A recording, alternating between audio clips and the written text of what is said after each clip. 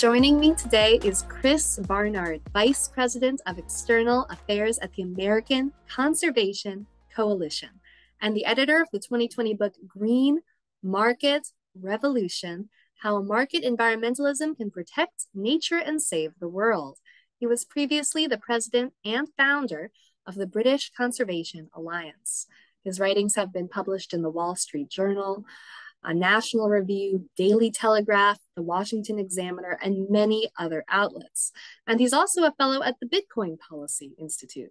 But he joins the podcast today to discuss nuclear energy and the recent advances in fusion technology. Chris, how are you? I'm good. Thanks for having me on. Okay, so before we get into the latest news on fusion, could you walk through some of the history of the challenges, technological and regulatory, with regards to fusion or nuclear energy more broadly? Yeah, absolutely. So obviously, nuclear energy as an energy source and a technology emerged out of the Second World War, primarily within kind of a military context. And there was a lot of potential to develop nuclear weapons, which ultimately were used in the Second World War by the US military. But then scientists started realizing that actually the technology behind nuclear energy and the science behind it actually showed that it could also be an energy source that was abundant, it was clean, and was very reliable. And so they started in the United States in the national labs developing really nuclear energy as an energy source, not just a military application, but also as an energy application. And really, kind of in the 60s and the 70s, this took the world by storm. I mean, countries across the world started building nuclear plants in the US, and other countries like France, especially in Europe, really kind of jumped on the nuclear bandwagon and started building a lot of these nuclear reactors. And when you build a nuclear reactor, it's not like it just stays for a few years. Really, those things can last up to 6, 7, maybe even 8 decades if there is proper maintenance. And so a lot of the nuclear plants that we have nowadays were actually built back in the 60s and 70s and are just still around. Um, but then, of course, at the same time, with the kind of looming specter of World War II and the fact that nuclear bombs were used on Japan, there was also a growing anti-nuclear movement that really saw this energy source as a threat to world peace. You have to remember this was during the Cold War era, so there was a lot of fear that the Soviet Union and the US might enter in some kind of nuclear Cold War, and it would be World War III and the end of the world. And there was really ultimately quite a lot of fear mongering about nuclear energy as an energy source. You had Chernobyl that happened in Eastern Europe under the USSR. And really, a lot of people thought that having a nuclear plant in your backyard, that it would eventually explode or something and really pose a huge threat to the local community. And so, at the same time as a lot of countries were building nuclear plants, there was a kind of growing, burgeoning anti-nuclear movement that really also opposed a lot of this. And so, when you look to the situation today, we built all those nuclear plants in the 60s and 70s, around like 50 years ago, and they've really produced a lot of energy, clean energy for the US and other countries. But because of that public relations perspective that nuclear was dangerous and a threat, at some point the government stepped in and started introducing a bunch of regulations to really make nuclear be more safe and to really kind of assuage some of those public concerns. And so what happened is in the United States, we created the Nuclear Regulatory Commission, and we created all kinds of rules and regulations around the production and installation of nuclear plants. And the way that we did this actually really just reflected some of the overhyped fear against nuclear. And so in many ways, we actually started over-regulating the industry. And what we did ultimately is what Lord Matt Ridley said. We turned nuclear energy from a very, very safe energy source into a very, very, very safe energy source, but at what cost? And that cost really is clear that in the 21st century, the Nuclear Regulatory Commission in the United States approved only one new reactor. So in a period of 3 decades, actually, starting in the 1990s, they've only approved one reactor design because of all the regulatory burdens placed on this and really kind of a lot of the PR problems that nuclear has. And so while at some point back in the 60s and 70s, nuclear energy really looked like the future of the world in terms of producing clean, abundant, affordable energy, really we've not taken full advantage of that. And so right now, what's happening is that a lot of countries are really regretting the fact that they didn't invest more in nuclear energy because we have an energy crisis right now, historic inflation, and now increasingly with governments concerned about reducing emissions and tackling climate change, they're thinking it would be nice to have abundant clean energy. But unfortunately, we've created regulatory structures and burdens that really haven't allowed this energy source to thrive as much as it could. Now, you published a piece last year in the Wall Street Journal about a sea change in how people are thinking about nuclear energy. It was titled The Global Nuclear Power Comeback. Could you describe this shift that we're seeing now and how people are thinking about nuclear power? Yeah, of course. And really, I mentioned Chernobyl, which was kind of the nuclear meltdown in the USSR. And then obviously we also had Fukushima, which was the meltdown in Japan, which happened in 2011. And then we had Three Mile Island in the United States as well. And so you had these examples of nuclear malfunctioning or whatever it was and looking dangerous. I mean, obviously, if you have a meltdown, that's not a good look for an energy source. And a lot of people kind of this really emphasized the fear that people had, and a lot of people thought, well, we really should be moving away from nuclear energy. It's just too dangerous. Obviously, that doesn't really reflect the facts that no one died at Fukushima, that really the death toll from Chernobyl was mostly due to communist incompetence rather than inherent problems with nuclear energy. But regardless, the PR problem kind of continued. And so while we were moving towards having more and more nuclear energy around the world, in 1996, it provided around 17% of global energy production. When you look at today, it's only around 10%. And the reality is that after Fukushima, after Three Mile Island, governments around the world really started turning against nuclear energy. So Japan pretty much completely denuclearized. Germany started its Energiewende, so moving away from fossil fuels and nuclear energy towards renewable sources of energy. And so they started shutting down nuclear plants. And really, that's been reflected in countries around the world. And so what's happened is that as we've moved away from nuclear, as we've moved away from fossil fuels, or in the process of doing that because we want to reduce emissions as well, a lot of countries are suddenly finding themselves with a lack of energy security. When Russia invaded Ukraine last year, this really heightened that tension because a lot of the energy that Europe was still dependent on was energy produced, fossil fuels produced by Russia. And because they themselves, for example, Germany had shut down their nuclear plants, all of a sudden they were realizing that they were almost completely reliant upon a tyrant and uh, a belligerent country for their energy supplies. And nuclear really is, apart from fossil fuels, the only stable, reliable source of energy that can provide energy around the clock, pretty much 24/7. The capacity factor of a nuclear plant is upwards of 90%, which means that no matter what time of day, no matter what time of year, nuclear energy just produces steady, clean, affordable, abundant electricity. And so when countries are no longer wanting to import fossil fuels from Russia, when they've shut down their domestic nuclear plants, when they've built out more wind and solar, which is clean and it's good to have those energy sources, but they are weather dependent, and so sometimes you can't rely on them as much as we'd like to, then all of a sudden they're finding themselves in the position of not having enough energy. And so, really, my article in the Wall Street Journal was talking about how countries around the world are all of a sudden waking up to the fact that they can't have clean energy, reliable energy, and secure energy without nuclear energy. And so Japan pretty much reversed its denuclearization decision. They're reopening nuclear plants. South Korea is building new nuclear plants. Even Germany has been talking about extending their nuclear plants. Belgium, which had put a deadline to close all the nuclear plants in the country, they reversed that decision to extend the lifeline. In California, Diablo Canyon, which was set to close, was reversed and it's been extended. not long enough, but it will hopefully continue to be extended. And that was under democratic support. And so you see all around the world, countries and governments waking up to the fact that you need nuclear energy to meet our energy goals, to meet our climate goals, and to meet our security goals. And so that's really kind of a wake-up call that the world has had to deal with.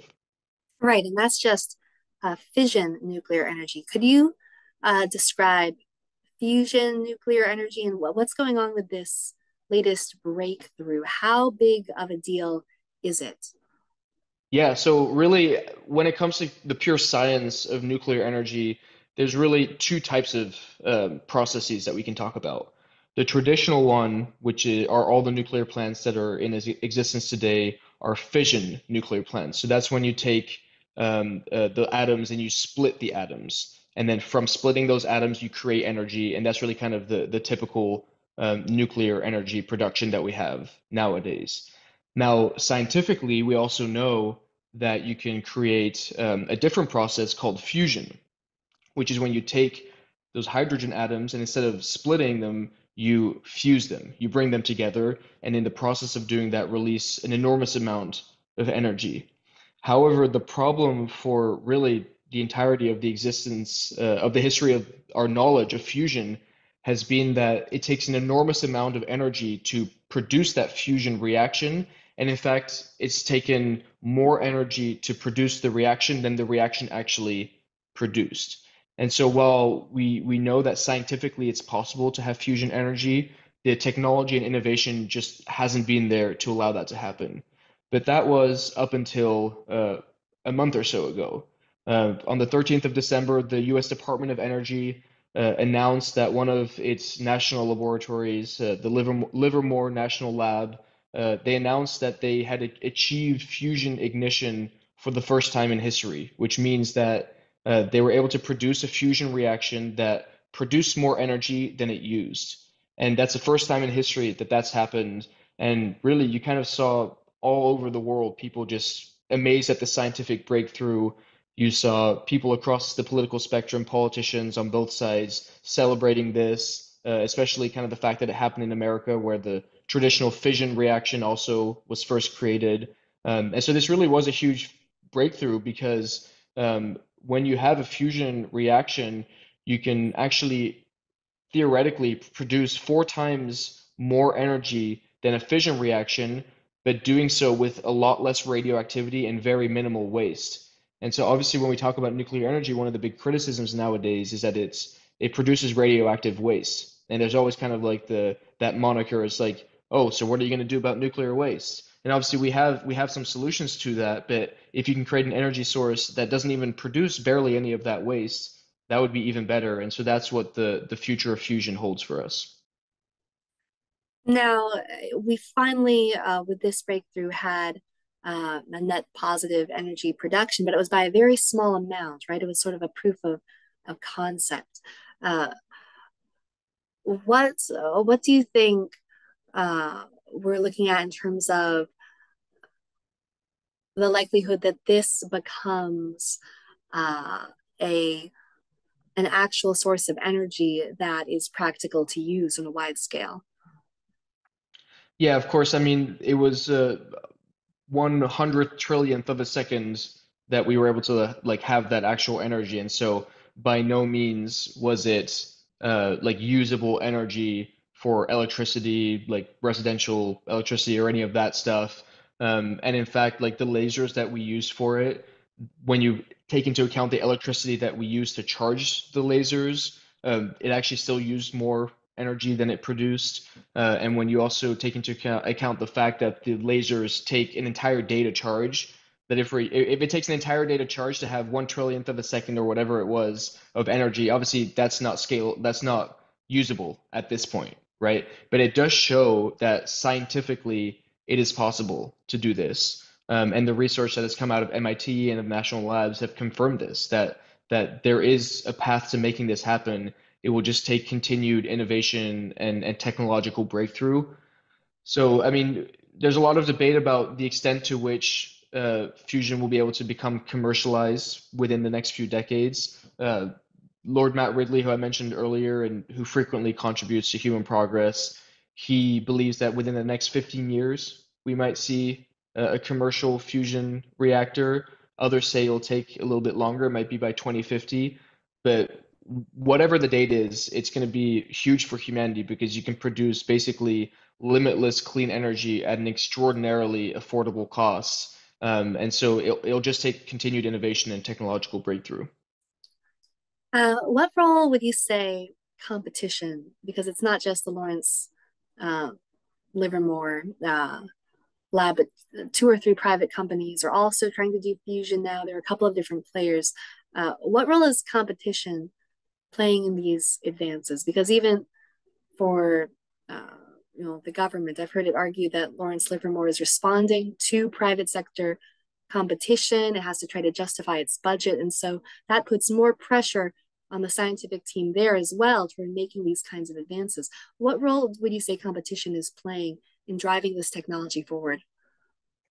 Yeah, I mean, originally when we created kind of nuclear fission reactions through the national labs and the military applications and all that kind of stuff back in the 40s, 50s, 60s, obviously that was government funded and that was kind of public dollars going towards that. But then companies started realizing the potential of creating this energy source, and they started like stepping in and building these nuclear plants across the country. And we're actually kind of seeing somewhat of a similar direction for nuclear fusion.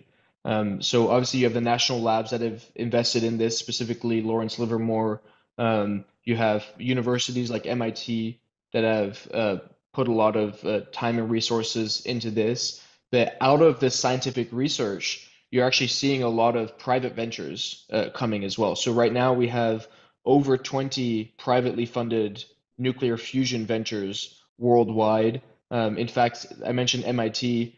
They have a nuclear fusion company called Commonwealth Fusion Systems, which is also spun out of out of the research there, and the researchers are moving over to the private uh, company to continue pursuing this because they realize that at the end of the day, if you're having to wait for government bureaucracy and continued funding and all that kind of stuff, that's probably not going to get you to scale as quickly as you can.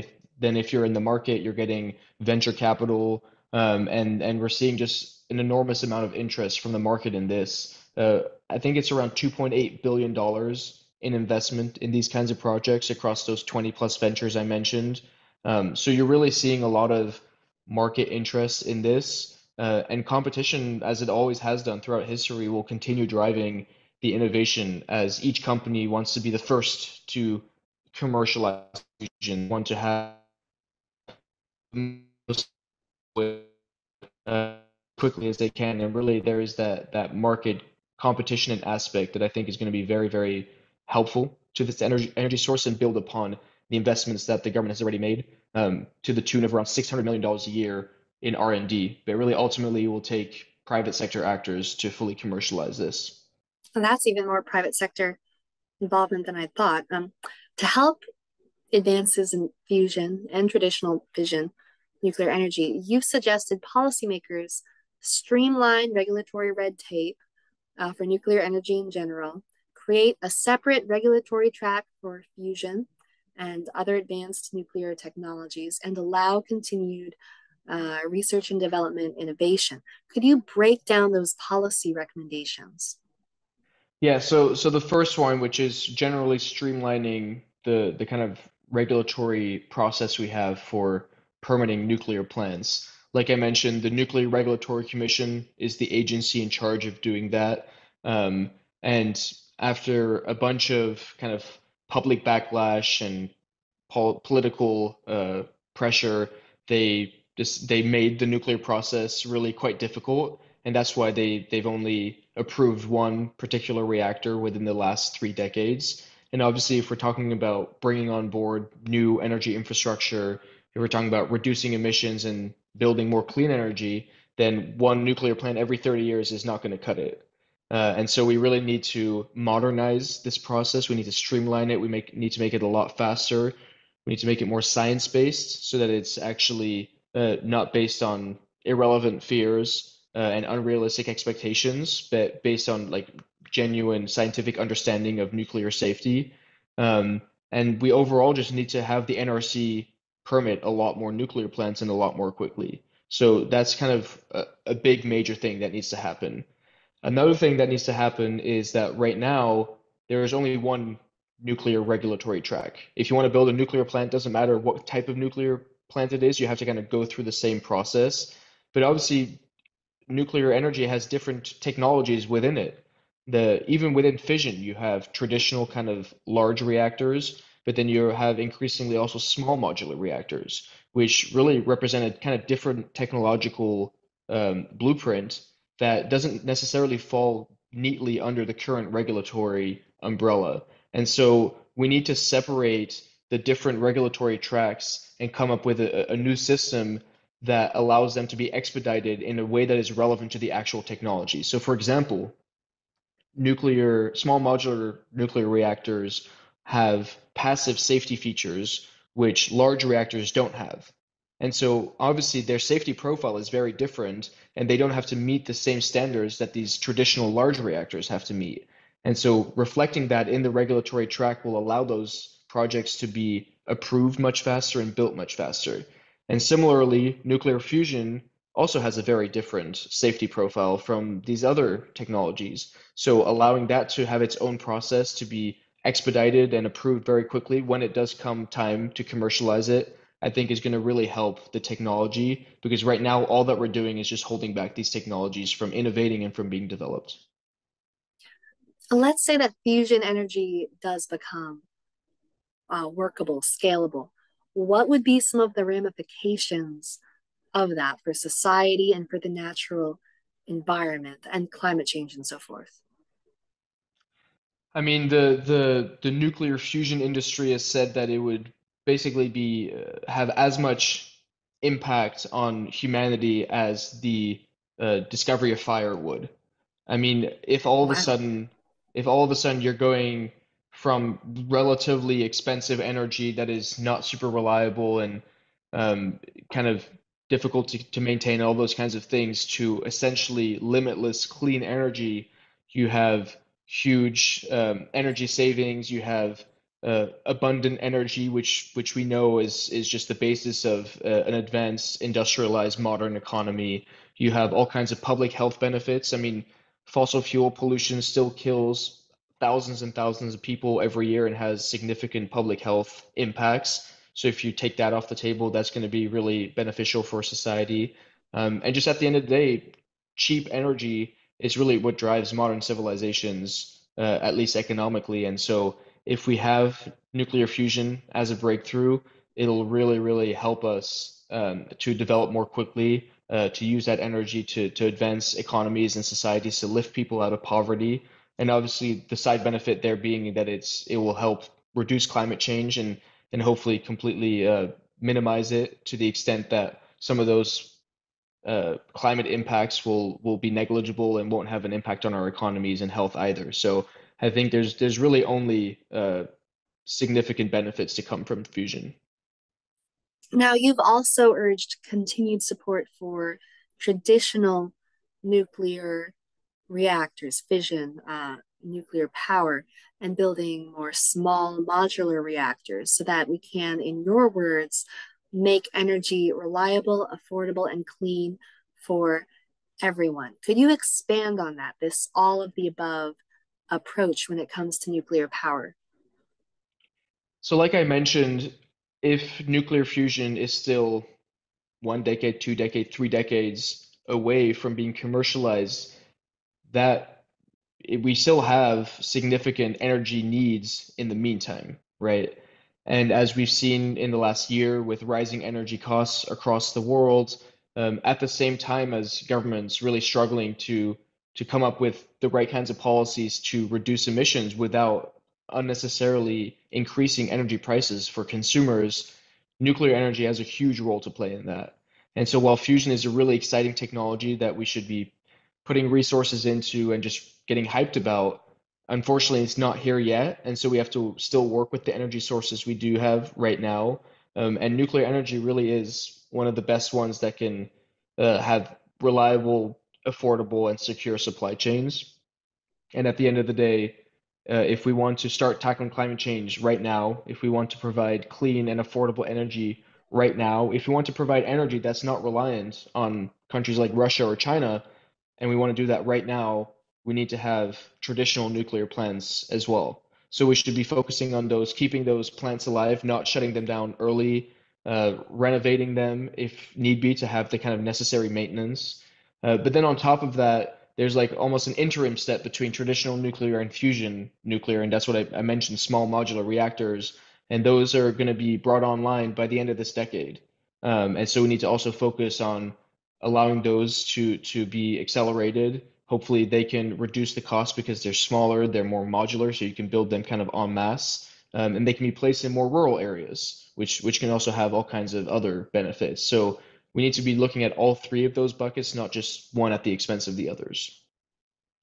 Now, even as there are more people today who are recognizing that it's hard to be serious about reducing emissions and so forth, if you're against allowing nuclear power, there are still uh, some people, especially within parts of the environmental movement, who would prefer to approach clean energy entirely focusing on wind and solar and disregarding nuclear. So fusion obviously is not here yet. Well, what are some of the issues with solar and wind which make them less practical at a wide scale at current technological levels compared to nuclear?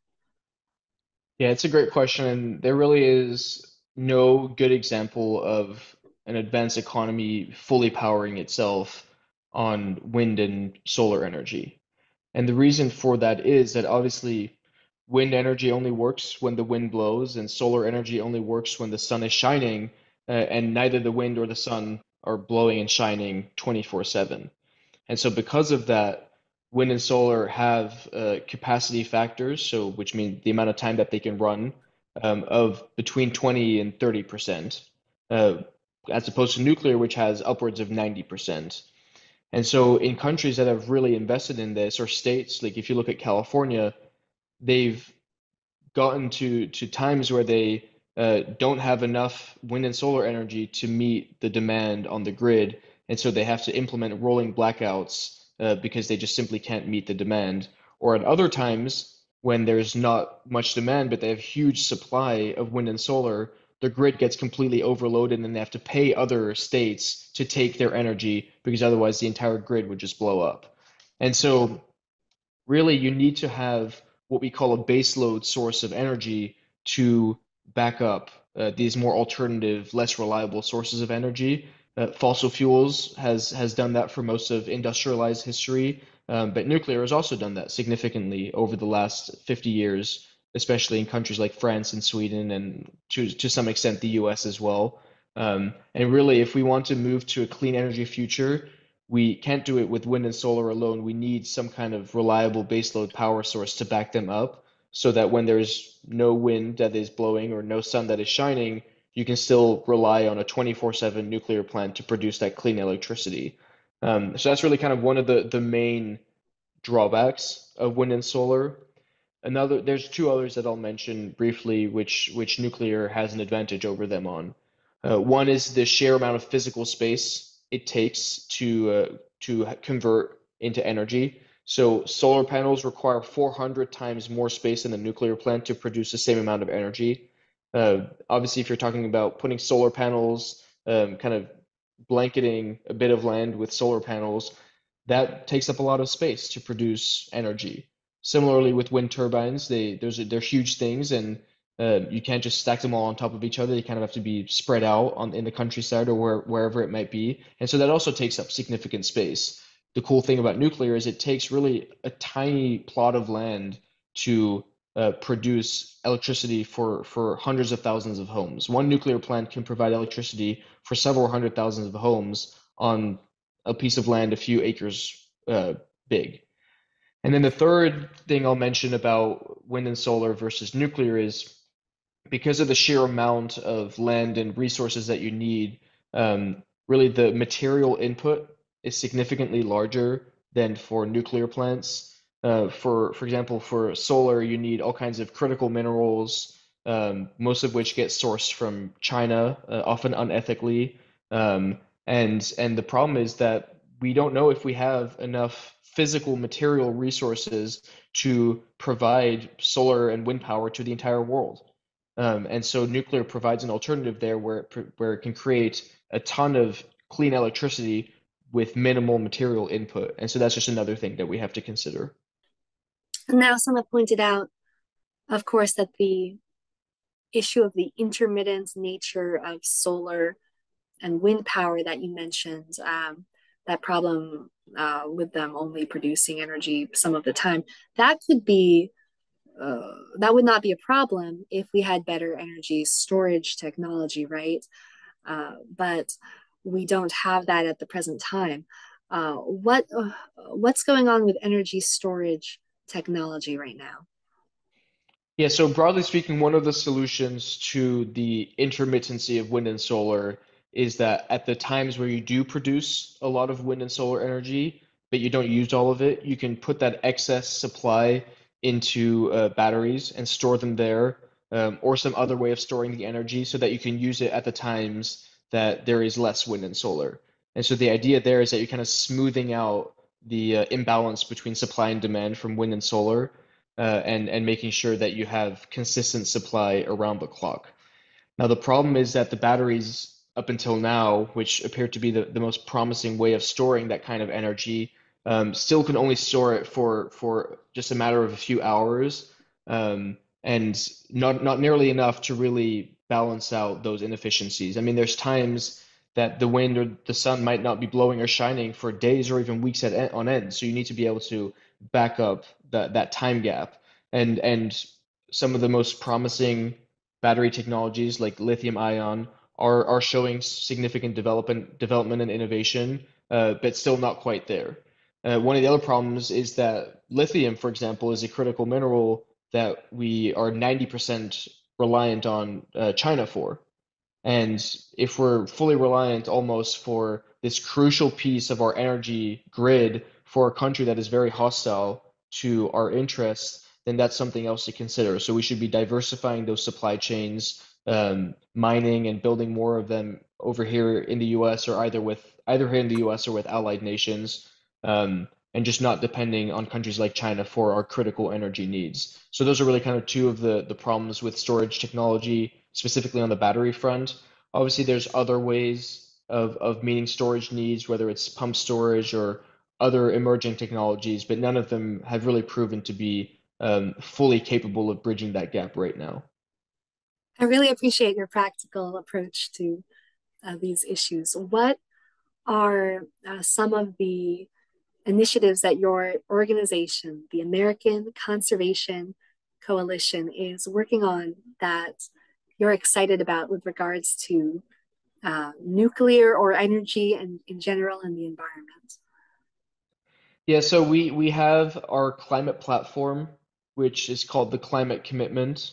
You can just go to theclimatecommitment.com, and it's broken down into six different pillars.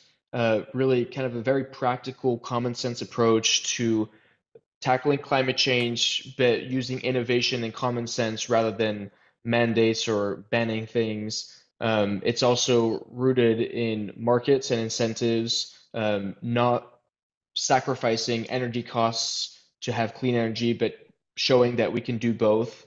The platform is very pro-nuclear. It's pro streamlining regulations. It's about making it easier for American businesses and innovators to come up with these innovations and to compete with countries like China and Russia. It's about unleashing our energy capacities and resources right here rather than artificially holding them back with regulations and laws. And really, ultimately, the climate commitment is a climate platform that reflects the need to tackle climate change, but shows the world that we can do it um, in a commonsensical, pro-innovation, pro-American way that doesn't make life harder unnecessarily for everyday people. If people want to learn more about specific energy sources or about some of these principles, we also have an online academy with courses on a variety of issues, whether it's nuclear energy to battery storage to carbon capture and storage to the role of hunters in conservation, or the faith-based approach to environmental issues. There's just all kinds of courses that we have on our Market Environmentalism Academy. And you can go to marketacademy.eco, ECO, and sign up for those courses for free. We've already had over 6,000 young people take those courses, and so you can be another person, whether you're young or not, to take a course and to learn more about whatever issue through a video, readings, quizzes, all that kind of stuff. One of the uh, positive impacts that we might get from fusion energy if it becomes scalable that I've heard a lot of excitement about would be that there would be enough energy then to make carbon capture technology a lot more workable. Could you describe uh, carbon capture technology, since you mentioned that you have a course on it on your website? Made me think about that. Can you describe carbon capture technology and what would be the impact if that becomes more doable, if fusion power becomes scalable? Yeah, so there are several types of carbon capture technology. Broadly speaking, the concept is that we can catch carbon emissions, CO2, and store it so that it's not contributing to climate change. Two of the primary ways are either direct air capture, so that's pulling CO2 from the air that already is in the air and then storing it underground or doing something with it.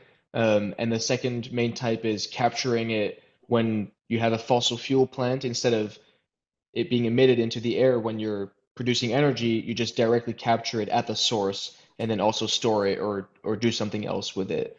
Um, and the reality is that the United Nations says that there is already enough carbon in the air to impact climate change right now and to make it happen right now.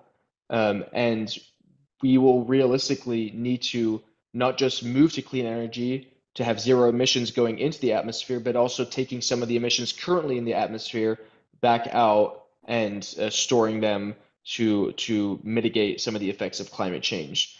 One of the problems is that carbon capture technology has been very expensive and very difficult, and it's a not very cost-effective way of reducing emissions right now. But of course, if you have very abundant, inexpensive energy in the form of fusion, you can power a lot of those necessary technologies to then more cheaply take carbon out of the air and storing it underground so that we have a lesser impact on the climate. And so I think that there is a very compelling opportunity there because it also shows that even though right now we might be still reliant on fossil fuels, especially in the developing world, we're not going to tell them, well, you can't burn coal and natural gas anymore because it's the only way they can survive right now. But it does offer hope that the emissions that are being emitted now could hopefully at some point be taken back out of the air with carbon capture technology. But again, that will take a lot more innovation, and hopefully fusion can contribute to that as well. Now, this whole approach relates to the book that you edited a few years ago, Green Market Revolution. And in the conclusion to the book, you write, we often hear about the necessity for system change. The central assumption of this assertion is that the current capitalist, market based world economy is an enemy to the planet and therefore incapable of pulling us out of the mess we are in. This book challenges that narrative. Can you tell me more about that and what you mean when you say market environmentalism? Yeah, so for a long time, when we've talked about environmental issues, talked about climate change, the kind of overwhelming narrative has been that capitalism and markets, like you said, are the primary cause of environmental issues, and that the only way to tackle them and to kind of create a more sustainable world is to overthrow capitalism or to use regulation and government interference because we can't trust markets to do the right thing. And the book is essentially a rebuke of that. It looks at the history of free markets. It looks at the track record and data of market-based economies, and really makes the argument ultimately that markets are our best friends when it comes to coming up with the innovation and technologies necessary to stop a problem like climate change. Obviously, capitalism in the form of the Industrial Revolution did create the carbon emissions that are now leading to climate change. But they also created the medical breakthroughs that allow us to live till 80 or 90. They create the abundant food that is lifting people out of poverty. They create the software that we're recording this podcast on. They've lifted billions of people out of poverty, and that's incredibly important. And that's something that we should applaud capitalism for. Now, obviously, if climate change is a consequence of that, then we also need to use capitalism to help tackle that problem. And at the end of the day, everything we've talked about here today is about technology. And we've shown that the greatest technological breakthroughs have not come from the Soviet Union or from communist China or communist Cuba or wherever. They've come out of the capitalist West, out of countries or markets are allowed to function where we have the profit incentive for companies to come up with innovations and commercialize them. And at the end of the day, if we want to accelerate technological breakthrough, especially within the clean energy space, to tackle climate change, markets and capitalism are the only way to do that. And so the book kind of outlines the principles of why, of how we can go about that.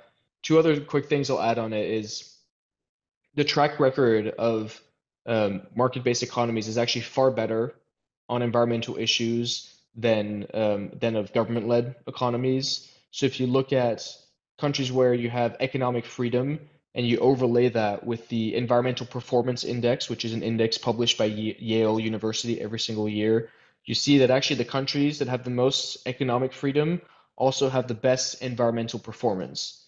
It's because in those countries, you have the resources necessary to invest in innovation. And if people that are living in a richer country no longer have to worry about where their next meal comes from or the roof above their head, they have more time and disposable income to worry about conservation in their local area, to invest in innovation that reduces air pollution or water pollution, that makes the food that they eat healthier and cleaner.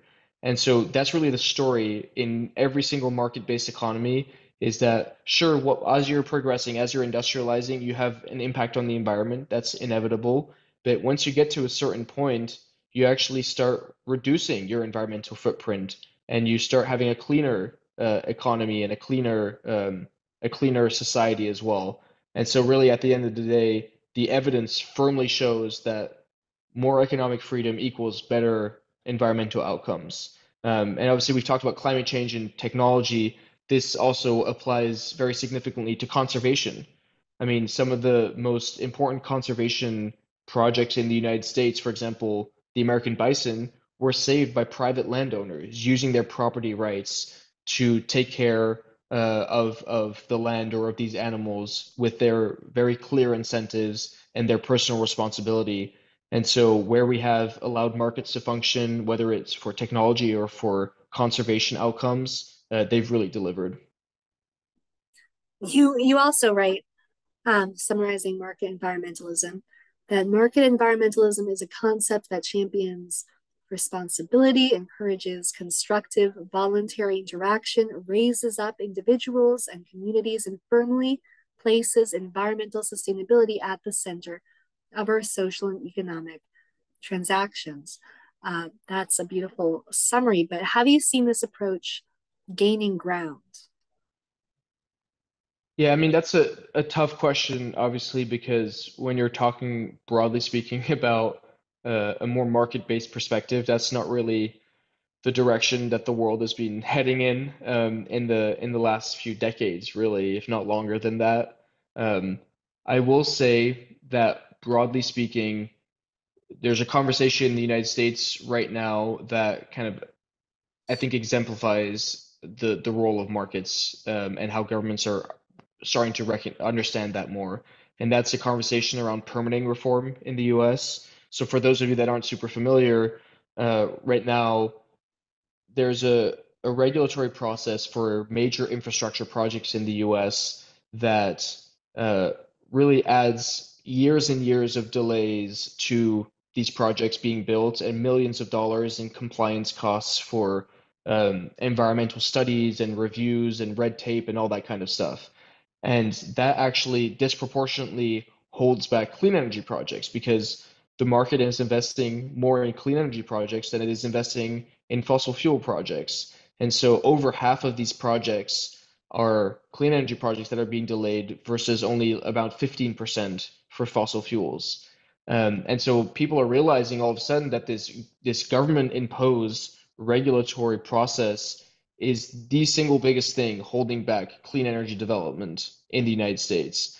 And so one of the biggest conversations happening in Washington, D.C. right now is how can we modernize and streamline this permitting process to make it easier for the market to build the necessary infrastructure and projects to help tackle climate change. And so I think that's one example of governments realizing that actually the barriers that they've imposed are very much the barriers that are actually holding back the progress that they want to see.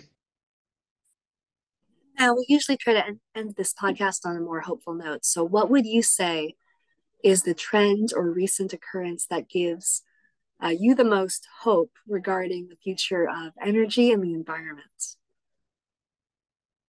I would say that broadly speaking, since the topic of this podcast has been nuclear energy, that as the title of my article reflects in the Wall Street Journal of the nuclear power comeback, more and more people are starting to take a more science-based and rational approach to these issues.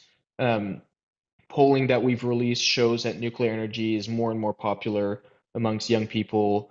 Um, Governments around the world are starting to embrace it again. In the US, you have enormous investment pouring into fusion, as we discussed, but also into small modular reactors, and that's kind of a similar story around the world. And so it's very encouraging that people are starting to wake up to the fact that nuclear energy is an incredible source of energy that can meet economic goals, it can meet environmental goals, it can meet security goals, and it really has no drawbacks in terms of safety. In fact, studies show it's the safest form of energy ever in terms of the mortality rate. And so just seeing people take a more nuanced science-based approach to that is really encouraging. And so I'm hoping that we can um, pull back the barriers that are holding back nuclear fission and fusion in the US and other countries, and allow this incredible technology to just develop as it should. So I think that's my hopeful note when it comes to energy stuff right now. Thank you so much, Chris. This has been fascinating.